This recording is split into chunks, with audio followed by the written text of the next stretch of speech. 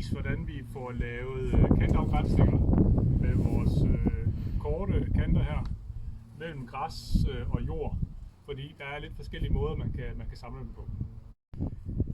Vi har, når man laver en samling på kanter, om det er vores eller andre, det er i princippet lige meget, så kan man lave det sådan her stuk mod stuk. Og på vores korte kanter, der har vi forborede huller, der passer til vores jordspyd på den måde her.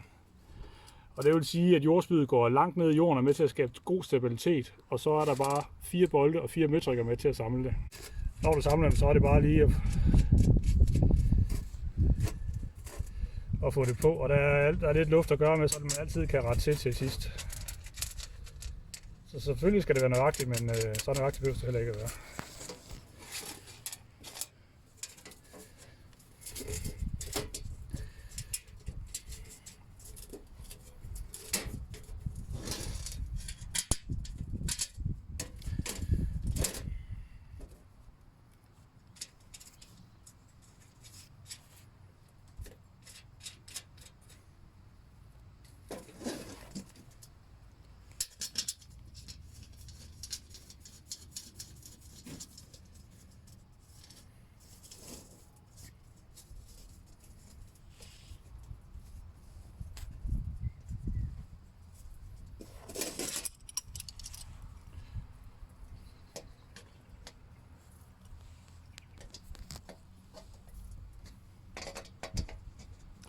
Det er bare lige efterspændt lidt, fordi vi kommer til at skrate det til bagefter alligevel.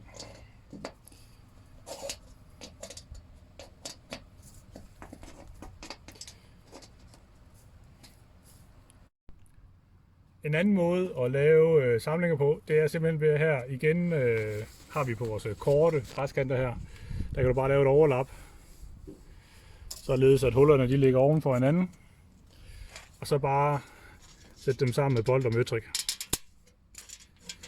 Og her bruger vi kraftige bolt og møtrik, altså 8 mm.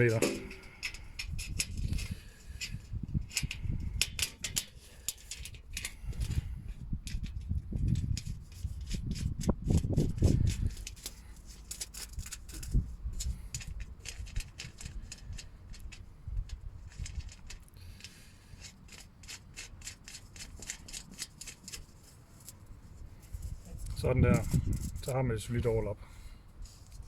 Når udover vi har gravet godt for her, så kan man altid lige tage en træklods og så lige give den et par slag. Men altid noget træ imellem hammer og kant. Så får den lige lidt mere nedad.